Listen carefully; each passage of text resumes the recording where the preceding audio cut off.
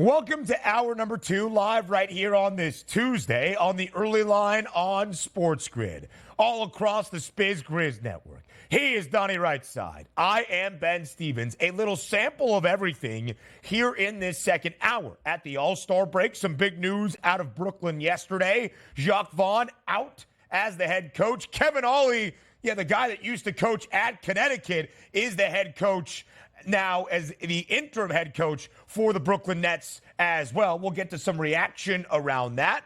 PGA Tour, new event this week in Puerto Vallarta, Mexico. I was just there last week. We'll have Keith Stewart on the show, and then Donnie and I will dive in to the playoff push in the association here in hour number 2 as well, where things stack up from the Eastern and Western Conference playoff outlook here in the home stretch following the All-Star break as play resumes on Thursday in the NBA. Yep, teeing up that quote-unquote second half of the NBA season, even though it isn't a true second half, as we know. But also, we must be getting closer, Ben, also, to that Florida swing in golf. And also, while we're talking about the state of Florida, is it true in March that Ben will make his first trip to the state of Florida? So everything coming up the Sunshine State here, huh? How about that? Daytona 500, the Florida swing coming in mid-March for the PGA Tour as well. Culminates with the 5th major at TPC Sawgrass and the Players' Championship. And I will make my debut in the state of Florida down in Palm Beach for some spring training baseball. Cardinals, Mets, Saturday, March 9th. My first ever spring training game as well. He's Donnie, I'm Ben. Let's welcome in that SportsGrid radio audience here. Sirius XM Channel 159. All of our radio terrestrial affiliates now in the fold as well. So we're at the All-Star break in the NBA. No games today, no games tomorrow. Back in action on a Thursday. In the final hour of our show, after our coach James Young was on the show, we got the news out of Brooklyn, the Nets firing Jacques Vaughn yesterday. We'll talk about who they name as the interim head coach in just a moment. But JY wasn't done on the SportsGrid network. He joined Kevin Walsh on Game Time Decisions for his reaction to the news that the Brooklyn Nets dismiss Jacques Vaughn. What the hell does Sean Marks have on Joe Tsai? That's where I'm at, right? So if you peel this back, folks, first things first, Sean Marks wasn't even hired by Joe Tsai. If I'm not mistaken, he was hired by Mikhail Prokhorov, if I'm not mistaken, right? He builds up this team with Kenny Atkinson. By the way, Kenny Atkinson and got fired. Kenny Atkinson should have never been fired. He was doing a great job with that young core of Dinwiddie, of D'Lo, of Jared Allen, of Karis LeVert. KD, remember, had signed, didn't play that entire year because of the Achilles, right? They fire him. Then they bring in Nash. Then they go get the big 3. Then they get fleeced in the big 3 by trading all of those guys up way too early. Now they have this team that's stuck in the middle, right? Stuck in the middle with a Mikal Bridges who can fetch you a ton of draft capital. And I don't understand why Sean Marks still has a job. He's fired 2 coaches. He's going to have Kevin Ollie. And at the end of the year, you're going to go give him another shot with another coach? I don't know what Joe Tsai's thinking. Maybe he's too busy watching the Liberty because at least they win a little bit. And even they were terrible until they got Stewie and John Quell and Sloot before last season. I will say this. I don't care who's the coach. They need to get a new GM. They need to blow it up. And they need to look at Mikal Bridges and say, if he is not a corner piece, a 1A, go trade him and go get your 3 or 4 number 1 picks and start it completely over. It's a joke that this went down. I'm not saying Jacques Vaughn is any good. It's a joke this went down, and this guy still has a job today. JY, not a fan of Sean Marks. I love in the soliloquy the shout out to the New York Liberty and what they have done well in offseason acquisitions to be in the WNBA finals as well. All in a breakdown for the Brooklyn Nets and the dismissal of Jacques Vaughn, who of course was named the interim head coach early last year, Donnie, in November after the firing of Steve Nash. And yesterday kind of encapsulates what a disaster the Nets organization have been over the past 2 to 3 seasons. A couple of summers ago, only optimism in Brooklyn as Kevin Durant and Kyrie Irving decide to team up for this Nets franchise. Then they add in James Harden just a few months later. It seemed as though Brooklyn was going to be the focal point of the NBA. If you remember correctly, Donnie, entering last season, 2022-23 in the NBA, it wasn't the Celtics or the Bucks or the Heat or the 76ers booked as the preseason favorites to win the Eastern Conference. It was the Brooklyn Nets. That is how disastrous the last few seasons have been for the Nets. It led to the firing of Steve Nash, and now, over a year later, the firing of Jacques Vaughn. Like, and by the way, do we even need the Brooklyn Nets in the NBA? Let's just go there. They were the New Jersey Nets gracious. rivaling the Sacramento Kings as the worst franchise we've ever seen in the NBA. They go to Brooklyn. And by the way, horrible uniforms. Now, outside of Biggie Smalls that they tie themselves to with the Bed-Stuy uniforms, love them. Terrible color combination at this point. Why are we going to get excited? It's a New York Knicks town as it is. Their name is called the Nets, maybe the worst nickname in the history of professional sports. Why not just the Brooklyn Backboards at this point here? They are a nothing franchise, and we're getting excited about them firing a head coach that, all right, who cares? Who's the next guy? And who'll be fired as well. It would be better off for the NBA. Maybe this should be the new team that plays over in like overseas in the UK as the permanent team. Maybe they'll appreciate the Brooklyn Nets because we certainly don't in the Northeast here. And again, why are they even a franchise at this point? Horrendous franchise. Disband them. Send them overseas. Really good roast right there. Brooklyn Nets, more like Brooklyn Backboards or Brooklyn Bricks for all that you have done this year. 21-33. The Nets, 12 games below 500. So who is the interim head coach? Kevin Ollie. Yeah, that Kevin Ollie, who won a national championship with UConn back in 2014. He spent 6 years as the head coach in Stores. His last 2 seasons with Connecticut were losing records. But he was hired by the Nets in June as an assistant coach. He is now named the interim head coach for Brooklyn. He will take over the reins on Thursday when the Nets open up the home stretch against the Toronto Raptors. So now let's look at where the Nets stand overall. 37.5 was the preseason win total. It's not like they're terribly off that pace. 34 and a hook. They're not going to make the playoffs as they did a season ago. They're certainly not going to win the Eastern Conference Championship as well. There have been questions, Donnie, about what the Nets are going to do in the future. Are they going to build around Mikal Bridges? I guess that remains to be seen. Yeah, let's build around Mikal Bridges. That should work out really well for those Nets here, Ben. Yeah. Woohoo! Nets, go Nets. I heard somebody say yesterday Mikal Bridges could garner multiple first-round picks. That kind of blew my mind, but I guess that is the state of the NBA. First-round picks in 2036 and 2039 to be found later on. That's where things are for Brooklyn. A quick stop down in Mexico for the PGA Tour. We break it down up next here on the Early Line.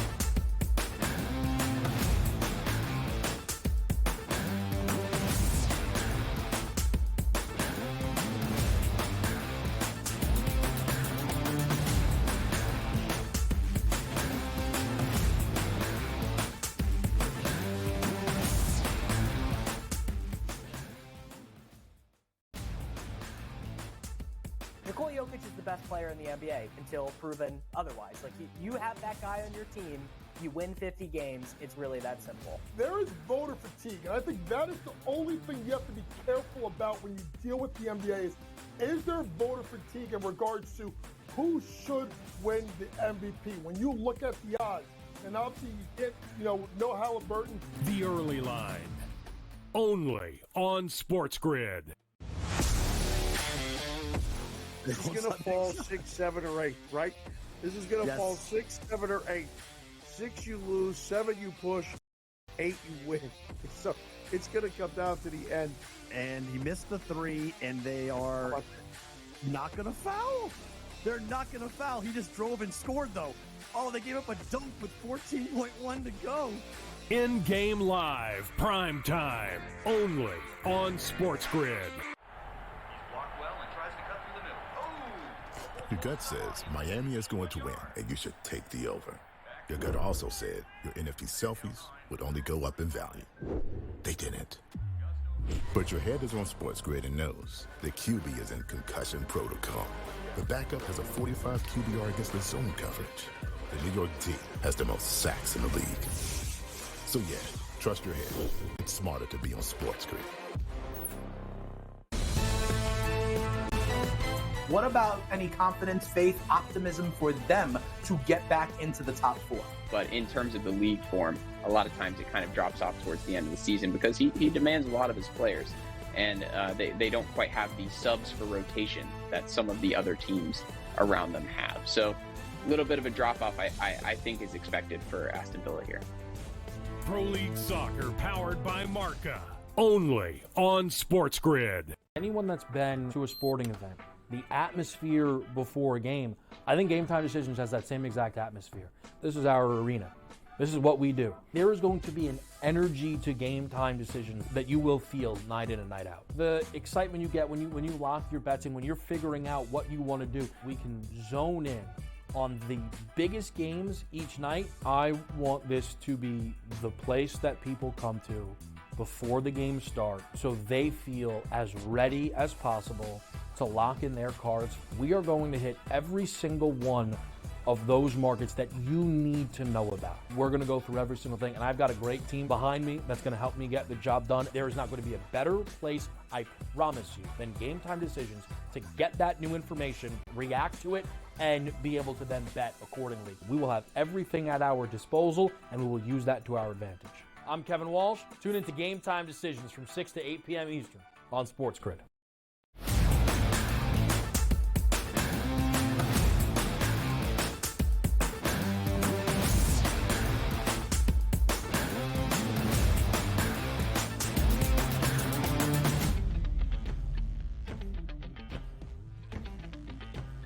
A stop down in Mexico for the PGA Tour this week. Out on tour, it's the Mexico Open. But we also look back on a huge event at Riviera, the Genesis Invitational, this past weekend. I am Ben Stevens. Donnie Rightside is here, and now joining us is Keith Stewart. Keith, thanks for taking the time, as always, to be with us here on this Tuesday on the Early Line.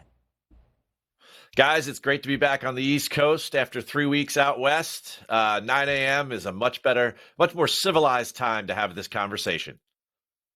Keith, we appreciate your time. I hope you had wonderful travels back from the California swing out on the PGA Tour that ended outside of Los Angeles at Riviera. It was a big week in the world of golf because Tiger Woods made his return to competitive action on the PGA Tour for the first time since the 2023 Masters. He completed one round and then withdrew on Friday due to what he was calling an illness. Later said it was influenza, the flu, that sidelined him and forced the WD. Keith, you were there at Riviera. What was the scene like on Friday afternoon as Tiger Woods had to withdraw?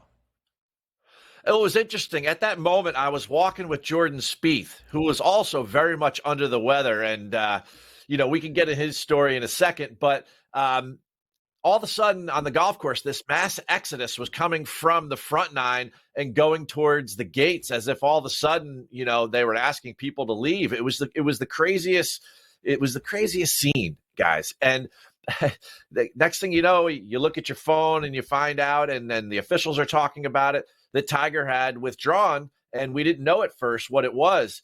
And so I looked at Jordan. He goes, "What's going on?" And I said, "Jordan," "Tiger's withdrawn." And he goes, "Well, if he's as sick as I am, then I could see why," which is interesting because it seemed like there was a little bit of something going around out there. I know Cantley, who didn't close the deal on Sunday, he had 100-degree fever in the final round. Kind of one of those stories in the background that when you're on site from a betting perspective, it's kind of good to know who's held, who's not, guys. Yeah, how about that? Sickness is going around here. Must be that time of year. Even affects the best players on the PGA Tour as well. But I do want to keep it here with Tiger Woods for a moment here, Keith, because before the sickness, forced him out, we saw him open up with a couple birdies right away in his round, maybe getting some of that good vibes and mojo back. Then we started hearing about maybe some back spasms coming into the equation. What's the health for Tiger Woods? Is it just a one-week thing and we'll see him a little bit later? Or is this something that we should pay attention to a little bit more? I'm not going to pay too much attention to the back spasms thing. I mean, Tiger's got a lot of health issues, that's been well documented. But at the end of the day, we got 24 holes from him, and he just really wasn't feeling well. We had 5 birdies, 6 bogeys, and 7 pars in the first round. It's a roller coaster because he's only playing once every couple of months at this point. I think just getting 24 holes from him And the fact that he didn't really get to finish the work that he wanted to start there at his host event is a good sign for all of us. If he played really well and had 4 good rounds, I don't think we see him till Magnolia Lane. The fact that he had unfinished business is really good, guys, as far as a sign that maybe we see him at the Players' Championship or even Bay Hill. That was going to be my question, Keith. Tiger Woods is never a good sign when you see him leaving in a golf cart during an official PGA Tour event. And it was a concern about the injury history for Tiger Woods, knowing all that he has to go for him to even be able to play in a PGA Tour event. So you expect to see him before Augusta. When do you think we see him next on the PGA Tour? I think if the tour had their way, they would certainly want him at their flagship event, which is the Players' Championship. And with a limited week and, not a lot of body fatigue here at Riviera, I think that's a very good chance that he shows up before Augusta. It's a flat walk. It's one of the shorter golf courses on the PGA Tour. Certainly he's had great history. Well, he's had great history almost everywhere in Florida, but certainly he's had great history at the Players. I think that as they're trying to put this thing back together with the tumultuous year that the PGA Tour has had so far, I think it makes a lot of sense that we see him in Ponte Vedra Beach in about 4 weeks. Keith, before we move on to the tournament this week in Mexico, I do want to ask you one question about this because it's something that we watch, and quite frankly, I still can't believe it's around. And I know for a golf traditionalist, it does make some sense, keeping your own scorecard. But Jordan Spieth, as you brought up, under the weather, also signed an incorrect scorecard here and was forced to be disqualified from the tournament. Is it time for a change, Keith? And do you talk to the golfers about this, or this is just the rules and the traditions that we have? Well, it's interesting. There's a lot of people in this day and age with our cancel culture that just say, hey, let's just let that rule slide because there is such thing as a shot link, or there's 10,000 people watching each group. I mean, at the end of the day, if we're going to let that go, I'm a PGA professional, so I'm maybe not the best person to ask, but I wouldn't say I'm a true traditionalist, but are we just going to allow the guys to maybe by mistake have 15 clubs in their bag? Or, we won't play the 1-ball rule. I mean, where does this go? It's a very slippery slope. Each player is responsible for their equipment, their score, and their golf ball. And at the end of the day, I think we can hold them accountable for that. It's one of the few things in golf that makes it such a unique sport. How many sports are there where you don't have a teammate with which to rely on? And the golf course, for me, Donnie, I got to stick with you have to be able to be responsible for your own score and sign your scorecard at the end of the day. Yeah, it is that technology that would keep us from not going down that slippery slope of 15 clubs and such. But I do hear the point of the traditional nature on the PGA Tour. Hideki Matsuyama, a historic final round at Riviera. The lowest ever final score round shot, 62 for Matsuyama for a champion at Riviera to win the Genesis Invitational. Now, next up on the PGA Tour, Keith, is down in Mexico. It's the Mexico Open. Not as strong of a field as we saw last week in L.A., but Tony Finau is the favorite right now on the FanDuel Sportsbook at plus 750. What can we expect this week at the Mexico Open? Well, we have a very interesting golf course, Vidanta Vallarta, which was designed by Greg Norman. We've used it now twice for this Mexican Open once it became an official PGA Tour event. Very long golf course, pretty wide open off of the tee. It certainly favors length. There's no doubt about it. We've had 2 editions there, one won by Jon Rahm, the second one by Tony Finau. In those 2 editions, we've had 5 players who have hit the top 10 twice. Now, those guys, I already mentioned Finau and Rahm. They were both in the top 10 for both editions, but we've had Brandon Wu, Patrick Rogers, and Cam Champ. Well, let me tell you something. Cam Champ, one of the longest players on tour, he only has 4 top 10s in the last 2 years, and 2 of them are at this site. So you have to be super long. You also have to be really strong on approach with your long irons, anything over 200 yards. And one of the tricks down here is that they have Seaside Pass Palom. Now, I know, Ben, you were just down there in Puerto Vallarta. The grass down there, it's sticky, it's coastal, it's very hot and humid all the time. They use this in all the resorts, like when the guys play Corrales at Punta Cana. So there's a lot of comps, Puerto Rico, Punta Cana, Certainly when we went down to Tiger's Place in Mexico last fall, the Worldwide Technology Championship, those are the comp courses I'm looking at. I need long players, and I need guys that can play on this Seaside Paspalum.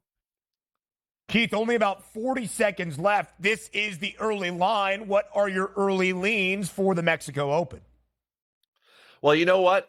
Hideki was another bomb. He started the week over 80-1. So I don't like Tony Finau. He can't putt. I don't like Nikolai Holgaard, Emiliano Grillo, Keith Mitchell, those guys at the top. They have their ways with which they can certainly take advantage of this golf course, but there's some names in the middle, like Maverick McNeely, maybe a Sam Stevens. I also like Michael Kim. That's where my eyes are right now. 60-1 on both Michael Kim and Maverick McNeely for the 2024 Mexico Open. Keith Stewart, we appreciate the time. As always, we appreciate you being here on this Tuesday on the early line. Thanks, guys. Have fun watching the Mexico Open. Thank you very much. NBA All-Star break. We look at the postseason push around the association. Up next.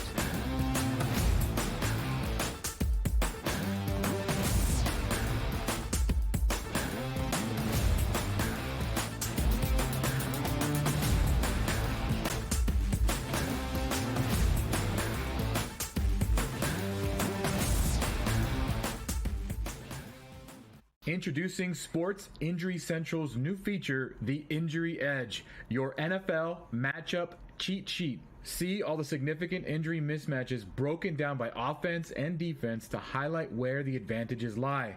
All for only $2.99 a week. How can you even consider making a bet or setting your fantasy lineup without knowing the injury mismatches? Go to sixscore.com today and get this week's Injury Edge.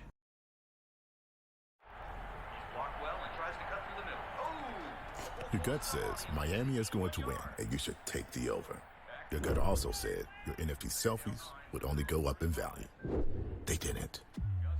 But your head is on SportsGrid and knows the QB is in concussion protocol. The backup has a 45 QBR against the zone coverage. The New York D has the most sacks in the league. So yeah, trust your head. It's smarter to be on SportsGrid. This is going to fall 6, 7, or 8, right? This is going to fall 6, 7, or 8. 6 you lose, 7 you push, 8 you win. So it's going to come down to the end. And he missed the 3, and they are not going to foul. They're not going to foul. He just drove and scored, though. Oh, they gave up a dunk with 14.1 to go. In-game live, prime time, only on SportsGrid. Great point guard, a great big that can block shots, a team that can play defense, and seniors that can put the ball in the hole. That's who you bet on. You don't bet on freshmen. You don't bet on teams that don't play defense. There you go. I mean, you got to run the guy over to call a foul in a tie game in that kind of a spot. That was a bad job by those refs. Pharrell Coast to Coast, only on SportsGrid. It's smarter to be on SportsGrid. Your 24/7 sports wagering network. The early line. Magical and historic season in Lincoln, Nebraska continues. He is the best player in the NBA, but also in the biggest moments where the national media is watching. Newswire. Something that we have never seen happen before with one of the iconic coaches in the game. Pharrell Coast to Coast. The team covers. It's automatic. It's every time. Not sometimes. It's every time. Game time decisions. Luka is actually far more dangerous from 3 on the road this year than at home. This game here tonight, you may want to consider taking as many points as humanly possible. In-game live, prime time. We got not 1, but 2 coaches fired systems in place. Sports Rage This Late sort of Night. has letdown written all over it. It's going to be hard to match the emotion that they played with the other night. It's smarter to be on sports.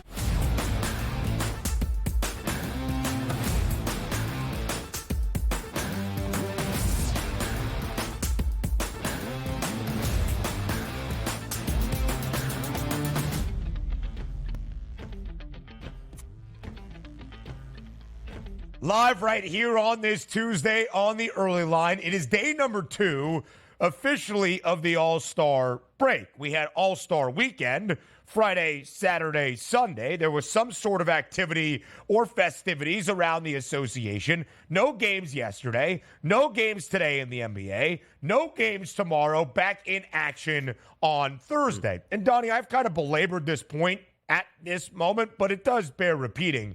It's not the halfway point of an 82-game regular season. Teams haven't played 41, 42, 43 games, more so 53, 54, 55, 56. Every team around the NBA, at least 53 games played so far. That means there's less than 30 for all 30 NBA clubs. When we return, it is the playoff push, and we will look at what is up for grabs in the postseason, starting with the Eastern Conference.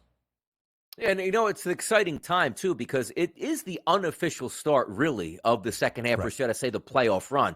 It just feels like, again, everybody takes it seriously from day number one, but the betting public and the general public starts to climb on board post-Super Bowl. You watch the All-Star game, and away you go. But I do think it's one of those where when everybody gets back, you party it up in Vegas, or maybe you went somewhere else at that point, right? But when you get back in town, I think everybody in the organization knows this is the sprint towards the playoffs. You're going to get the best basketball of the NBA season now right up through the playoffs. So it's an exciting time here. It's just a shame that we have to wait till Thursday to watch it actually start to play out once again.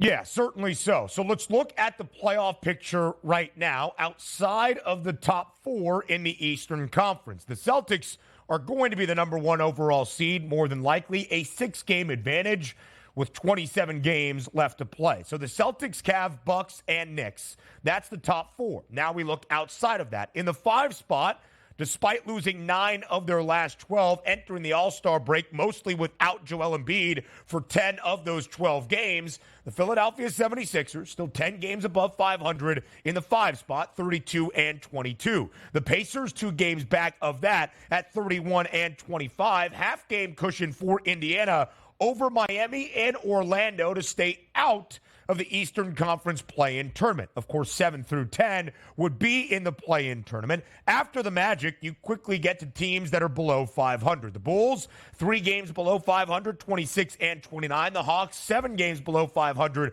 at 24 and 31. Something that stands out to me, Donnie, in terms of those prices. The Sixers favored, the Pacers favored to see the playoffs. These are not play-in tournament. This is playoff prices being one of the final 8. The Magic at minus 800, a slightly better number to see the Eastern Conference postseason even than Philadelphia.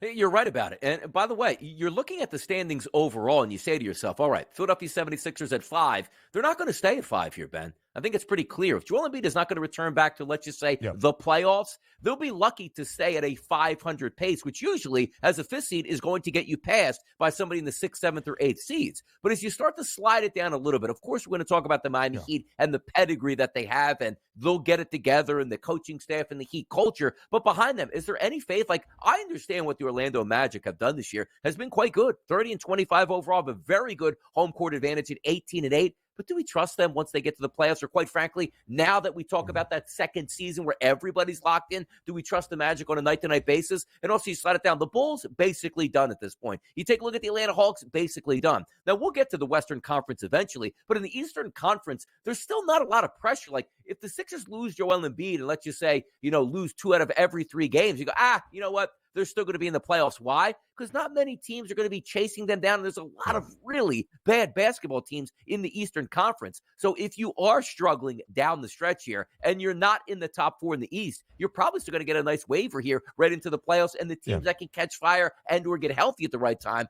that's going to make the difference.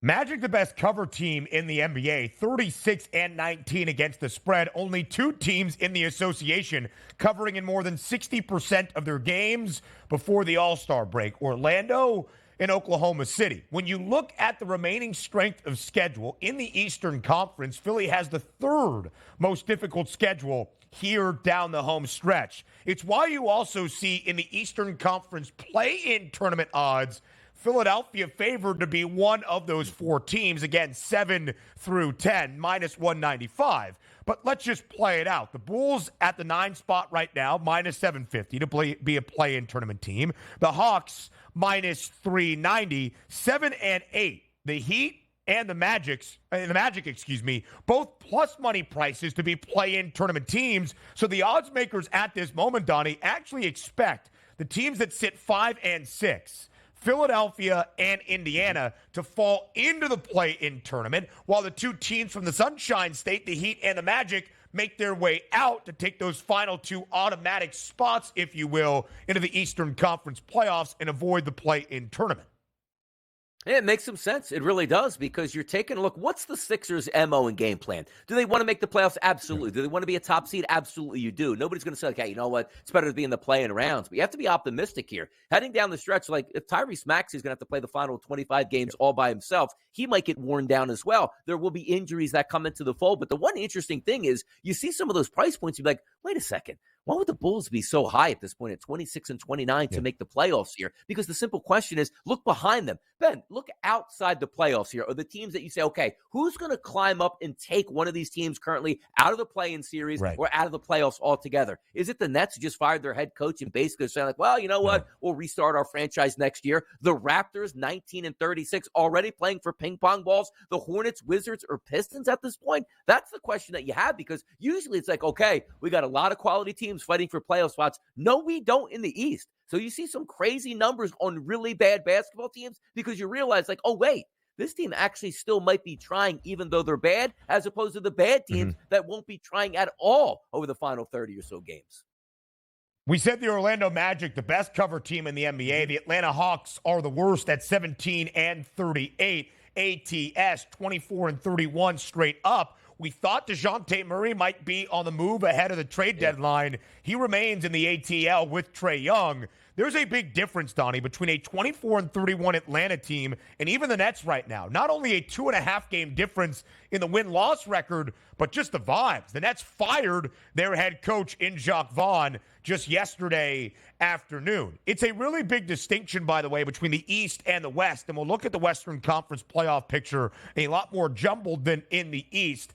The Golden State Warriors right now, 10 spot in the Western Conference, a game above 500. Then outside of Golden State, you get to the teams that are below 500, 11 through 15.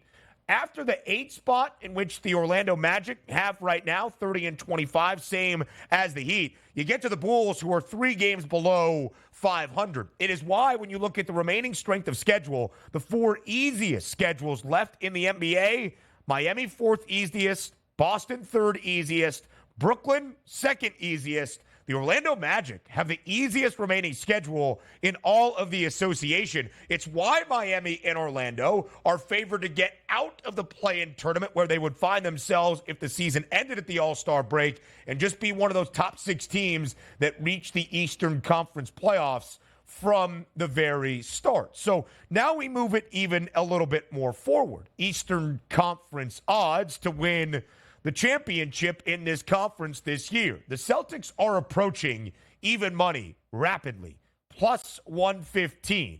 About $2 of a distinction between Boston and Milwaukee, 3-1 number on the Bucks. The Knicks 6-1, the Cavs 8-1. Then you double the number to get to Philadelphia at 16-1, and Miami at 17-1. Then the Pacers and the Magic, who we expect to be in the playoffs, 30-1 on Indiana, 90-1 on Orlando. We are approaching a component of this season already, Donnie, still with 25, 27 games left in the NBA, where the Celtics very likely at the end of the regular season are going to be an odds-on favorite to win the Eastern Conference title, given where everybody else is in the Eastern Conference. Yeah, paying juice, which would be incredible here at this point. And sometimes you'd say to yourself, well, I do think the Celtics are going to win the Eastern Conference, but who's going to lay a plus 115 and not get paid out on that for months down the road here? You're more likely just to put that money to work on a night-to-night basis. Same thing even with the Milwaukee Bucks at a 3-1 price. If you figure they're going to get that together, 3-1 price isn't good enough on a future to hold it for months and months on end at this point. So unless you're betting the New York Knicks at the FanDuel Sportsbook right now at a 6-1 price or longer, like the Cavaliers or the Philadelphia 76ers, it doesn't doesn't make much sense, even if it is a winning proposition. Yes, I understand that makes sense, but still at the same time, come on now. You got better ways to spend your money at this point. Here, the Boston Celtics, to me, if you said, Donnie, who's going to win the East? It's going to be the Celtics. Why not bet them at plus 115? Stop the madness. It's not a good enough price. And also, Ben, nothing is guaranteed in this business, which means health down the stretch either. Plus 115, never going to see my money, even if I do think the Celtics win the conference. Despite being 43-12, the best team in the NBA, the only team to reach the 40-win benchmark by the All-Star break, and they have 3 on top of that with a 43-12 mark. The regular season is so wildly different than the postseason in the NBA. Anything can happen in a best-of-7 series. It's why you see an 8 seed like the Heat reach the NBA Finals a season ago. Is there value on Miami? 17-1, a team now favored to be one of the top 6 and avoid the play-in tournament with one of the easiest schedules after the All-Star break? Maybe. Donnie, we had this conversation to start off the show in our opening hour. I think the Celtics are going to be in the Eastern Conference Finals. I still think the Bucks are that second team out east. Can anybody else really make a push? That will be what we discuss here down the home stretch. And we'll get your thoughts on the Western Conference as we look at the playoff picture over there, and then some true NBA Finals predictions and some overall outlooks on the other side of the break here on the early line. After the All-Star break, it's the playoff push in the association.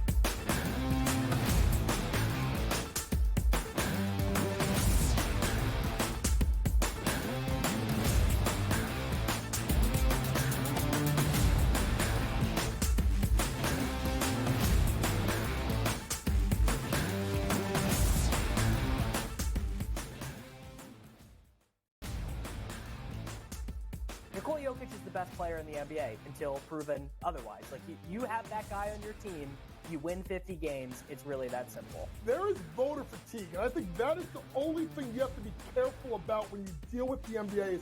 Is there voter fatigue in regards to who should win the MVP? When you look at the odds, and obviously you get, no Halliburton. The early line, only on SportsGrid. This is going to fall 6, 7, or 8, right? This is going to fall 6, 7, or 8. 6 you lose, 7 you push, 8 you win. So it's going to come down to the end. And he missed the 3, and they are not going to foul. They're not going to foul. He just drove and scored, though. Oh, they gave up a dunk with 14.1 to go. In-game live, prime time, only on SportsGrid. Your gut says Miami is going to win, and you should take the over. Your gut also said your NFT selfies would only go up in value. They didn't. But your head is on SportsGrid and knows the QB is in concussion protocol. The backup has a 45 QBR against the zone coverage. The New York D has the most sacks in the league. So yeah, trust your head. It's smarter to be on SportsGrid. What about any confidence, faith, optimism for them to get back into the top 4? But in terms of the league form, a lot of times it kind of drops off towards the end of the season because he demands a lot of his players. And they don't quite have the subs for rotation that some of the other teams around them have. So a little bit of a drop-off, I think, is expected for Aston Villa here. Pro League Soccer powered by Marca, only on SportsGrid. Anyone that's been to a sporting event, the atmosphere before a game, I think Game Time Decisions has that same exact atmosphere. This is our arena. This is what we do. There is going to be an energy to Game Time Decisions that you will feel night in and night out. The excitement you get when you lock your bets in, when you're figuring out what you want to do, we can zone in on the biggest games each night. I want this to be the place that people come to before the games start so they feel as ready as possible to lock in their cards. We are going to hit every single one of those markets that you need to know about. We're going to go through every single thing, and I've got a great team behind me that's going to help me get the job done. There is not going to be a better place, I promise you, than Game Time Decisions to get that new information, react to it, and be able to then bet accordingly. We will have everything at our disposal, and we will use that to our advantage. I'm Kevin Walsh. Tune into Game Time Decisions from 6 to 8 p.m. Eastern on SportsGrid.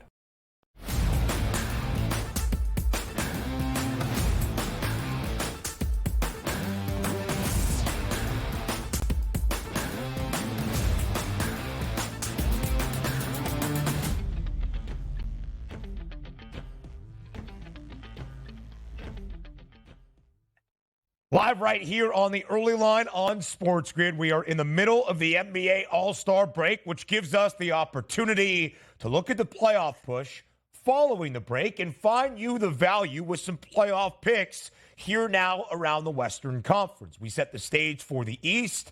Now we head out west. We talked about the difference in the standings, Donnie, from the Eastern Conference to the Western Conference. Not only at the top, where Boston has a 6-game cushion over Cleveland, who has that second-best record in the East. At the top of the Western Conference, very jumbled in those first 4 spots. Minnesota, best record in the West, 39-16. Game and a half in front of OKC, who has a game lead over the LA Clippers. And when you look beyond that, only a half-game lead, over the Clips, who have a game in front of the Denver Nuggets. Top 4 teams in the Western Conference, all separated by only 4 games. Then you get a 3-game drop-off to both Phoenix and New Orleans. The Pels, 33-22. The Suns, 33-22. Currently, the Suns in the 5 spot. The Pelicans in the 6 spot. But every team in the play-in picture at this moment in the Western Conference, 7 through 10, Mavericks, Kings, Lakers, Warriors, at least a game above 500. We have 2 of the teams in the play-in tournament picture in the Eastern Conference, the Bulls and the Hawks, that are 3 games below 500 or worse. Better teams in the Western Conference makes for a more fun and exciting playoff race here down the home stretch. No, it certainly does, because if you take a look here, again, top 10 teams in the Western Conference right now, which includes the play-in. I think we're locked in there, Ben. If you saw that graphic pop up, when you get to the Utah Jazz at an 18-1 price to make it in, that's a true long shot here, and I don't think they're going to make it in. So similar to what we talked about in the Eastern Conference, the bottom feeders, right? Don't really have a chance to push. The Spurs, they're done. The Trailblazers are done. The Grizzlies, of course, the Houston Rockets, still playing decent basketball as a younger team, but I don't think they're going to make that push for the run in. And again, the one team that could would be the Jazz, but when you take a look at the standings now, they're already 2.5 games back of the Golden State Warriors. Now, as much as I don't like the Golden State Warriors, they should be able to play 500 basketball the rest of the way in. That's probably going to be good enough. And as you talked about, the Western Conference is absolutely stacked. The fun part of this conference is going to be, obviously, once you get to the playoffs, but really, what's that seeding going to be before the playoffs? Because the Warriors, Lakers, Kings, and Mavericks, they all don't want to be in the play-in round here. They want to be in playoffs and be able to sit back and say, okay, who's our opponent actually going to be at this point? And they interviewed LeBron James at the break, and LeBron James didn't say, like, hey, you know what? If we have to be in the play-in, so be it. He basically said, we don't want to be in the play-in round. We want to get that 6th overall seed. So the sprint to the finish in the West is going to be awesome. Even though I think we know who's in the playoffs, jockeying for position, that should be a lot of fun to watch it play out. And that is the story in the Western Conference, in my opinion, in terms of that playoff race. Jockeying for position, not which teams might occupy those playoff or play-in tournament spots. Look at the odds once again. The Suns minus 700 to be a Western Conference playoff team. The Pels minus 550. The Mavs minus 355. The Kings minus 250 before you get into plus money for both LA and Golden State. And then we move that over to the play-in tournament odds. The Dubs minus 650. The Lakers minus 650 to be in the play-in tournament. The Kings minus 220 and the Mavs minus 175. Those are the 4 teams currently in those play-in tournament spots. The teams that are also closest to be a play-in tournament team, the Suns minus 110. The Pels even money plus 100. The teams that would be outside looking in right now, the Rockets and the Jazz. Golden State, 2.5 game lead over Utah, 3.5 in front of Houston. Big plus money long shot numbers, plus 750 for the Rockets, 9-1 for the Jazz. What does that tell you? If it's not the 4 teams that currently occupy 7 through 10, Mavs, Kings, Lakers, Dubs, it's going to be the 2 teams in front falling back into the play-in tournament, Phoenix and New Orleans, instead of the teams behind, the Rockets and the Jazz, making a move up, at least what the odds makers expect here in the final 30 games or less than 30 games of this NBA regular season.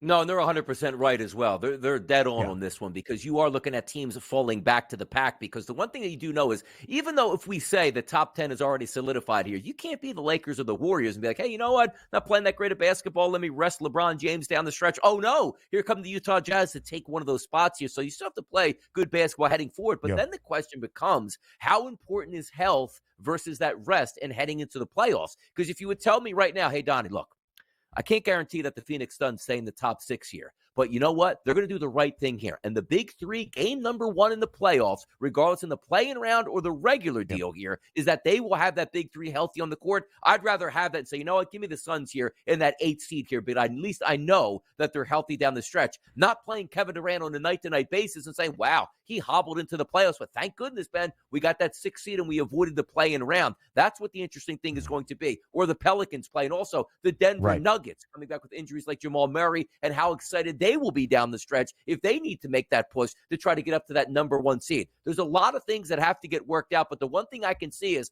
I'm not going to lose sleep if teams like the Nuggets or the Suns slip back into that play-in round, but for good reason. Not for saying like, well, we lost Beal and we lost Booker. That's why we didn't play good basketball. But if you're conscious down the stretch, getting your rest in when you need it, and not wearing that overall seeding, that might be an extra boost to some of these teams, Ben.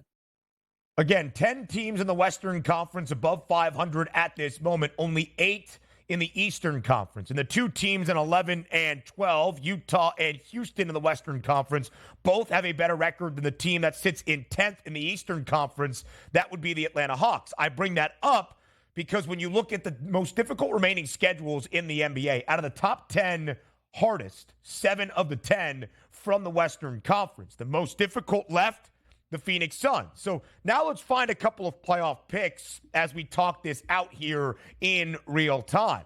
Does it make sense then to say the Suns are going to be a play-in tournament team? Minus 110 right now for Phoenix. By the way, both Phoenix and New Orleans, 33 and 22, both a game cushion over the Dallas Mavericks, who enter the All-Star break, the hottest team out west, winners of 6 in a row. They have a game and a half cushion over the Sacramento Kings. Is there value on Phoenix falling in to the play-in tournament? Is there value potentially, Donnie, on the Lakers or the Warriors to be a playoff team? Plus money prices for both Los Angeles and Golden State, plus 104, plus 110. If you had a playoff best bet in terms of these make postseason prices, what do you think gets your attention the most?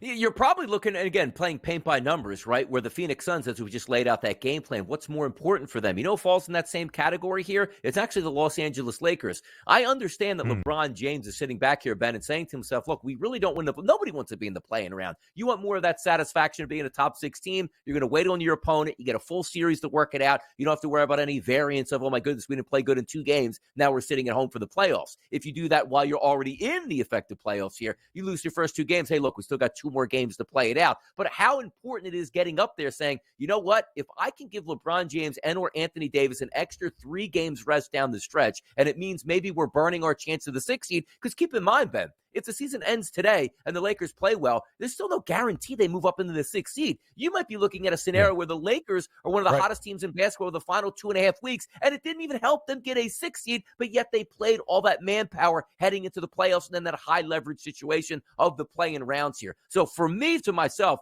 I look at the Phoenix Suns and say to myself, there's a really good chance they could slip out of the top 6 because they're worried more about a championship than actually winning some regular season games down the stretch to improve their draft position. And the same thing with the Los Angeles Lakers. I would keep them out of the top 6, knowing that it's not the end-all be-all, and it's not their right, even if they play good basketball, that they're going to jump 3 teams and be a top 6 team here, Ben. The Dubs and the Lakers heavily favored at minus 650 to be in the play-in tournament in the Western Conference postseason picture. Again, Phoenix, the most difficult schedule remaining in all of the NBA. The Lakers, the 10th hardest schedule left in the association. If I was looking for a little bit of plus money, I think I would look at Golden State at plus 110 to be a playoff team. Not only with the potential out of a play-in tournament spot, but also maybe just in the top 6 at the end of the regular season. And let me explain why. Golden State right now, when you look at the easiest schedules left in the Western Conference, second easiest. Only Memphis has an easier schedule left out of teams hailing from the West. Golden State is also only one of 2 teams in the NBA right now, Donnie, that has played 53 games. Everybody else 54 or more. Golden State out West, Cleveland in the Eastern Conference, just 53 games, meaning they have more potential games on the other side to make up some ground. 29 of them, in fact. Golden State enters the All-Star break, winning 6 of their final 7 games, turning things around, a game above 500. They understand what they have to do here in this home stretch and the pressure that is on in maybe the final year of this dynastic run up in San Francisco, I think there is a potential for Golden State to be one of the top 2 teams in the play-in tournament, making up some ground, 7 or 8, or maybe even making a miraculous run here down the home stretch to be one of the top 6, not have to deal with the play-in tournament, cashing that plus 110 price at the end of the regular season. 4.5 games, though, the difference between Golden State and New Orleans and Phoenix. That's a lot of ground to make up, even with 29 left to go. But I think that would get my attention from a playoff pick that maybe I like here following the All-Star break.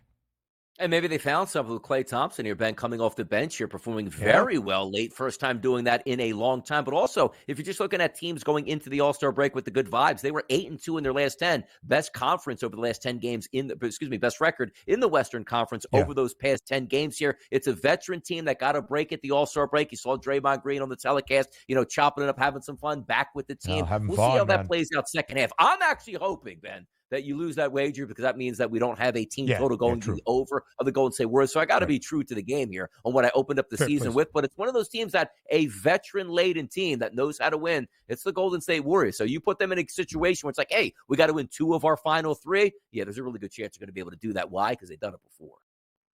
Completely understand where you stand from the start of this season as well. One more market I do want to look at. We talked about it yesterday. To be the number 1 seed in the Western Conference playoffs. Minnesota right now, best record, 39-16. They are the favorites at plus 135. The second best price, though, is not the team with the second best record in Oklahoma City. It's the LA Clippers at 2-1.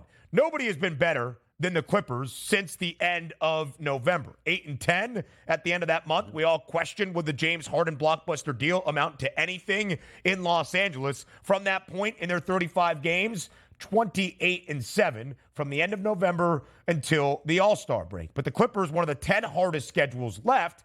Everybody else, Minnesota, Oklahoma City, Denver, 3 of the easiest 11 remaining in the association. So when we look at a plus 135 price for Minnesota, 2-1 for the Clips, I actually think the Timberwolves are going to be able to hold off teams to be that number 1 seed when all is said and done at the end of the regular season.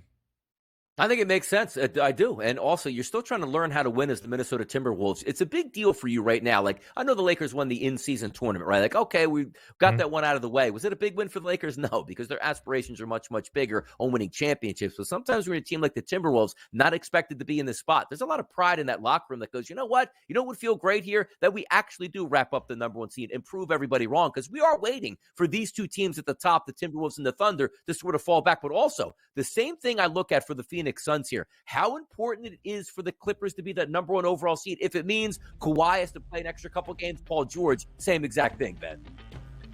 We're back on the early line with some NFL talk next.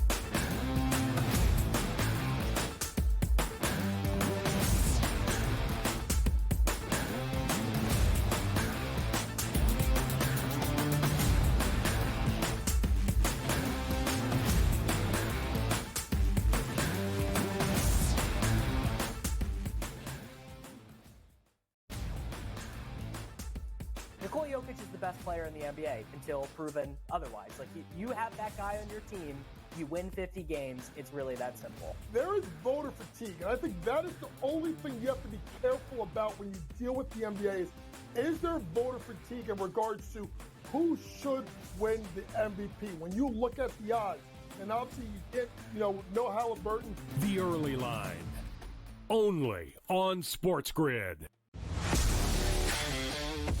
This is going to fall 6, 7, or 8, right? This is going to fall 6, 7, or 8. 6 you lose, 7 you push, 8 you win. So it's going to come down to the end. And he missed the 3, and they are not going to foul. They're not going to foul. He just drove and scored, though.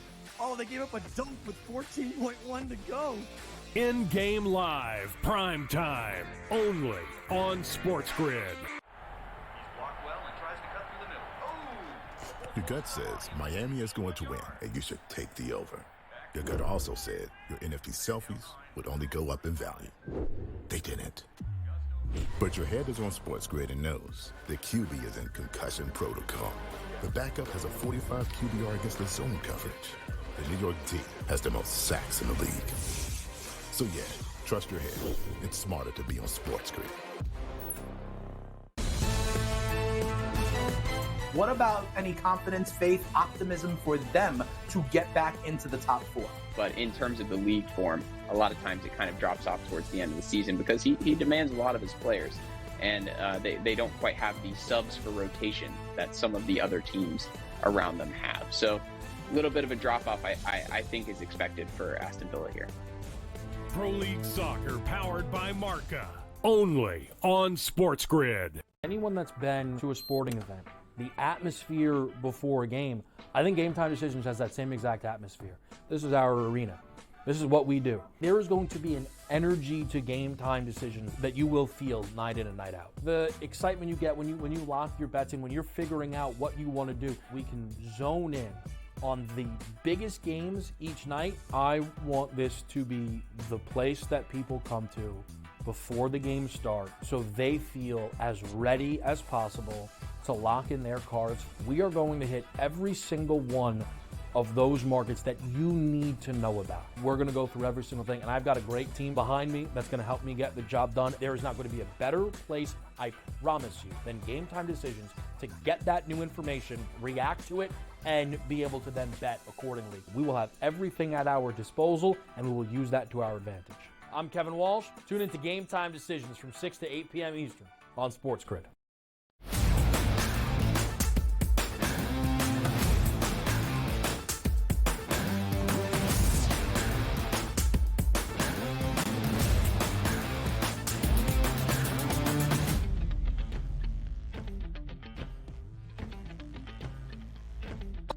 This second hour, live right here on a Tuesday on the early line on SportsGrid. I am Ben Stevens. He is Donnie Rightside, and this is the SportsGrid app, the ultimate sports betting companion app available for download at both the Apple and the Play Store. Scan the QR code on your screen. In a matter of moments, all of our insight and info right there in the palm of your hand. Today, a big day around the National Football League. It starts the 2-week window where you can place the franchise or transition tag on a member of your organization. For the Minnesota Vikings, no potential candidates, and not Kirk Cousins either.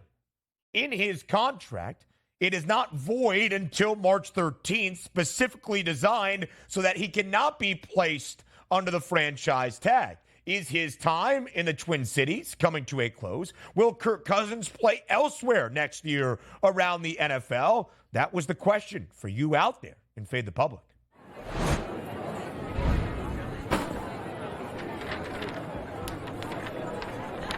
At SportsGrid TV on Twitter, where will Kirk Cousins play next season? The Minnesota Vikings? Somewhere else. And very hotly contested at SportsGrid TV on Twitter. 47% saying he'll stay with the Vikes.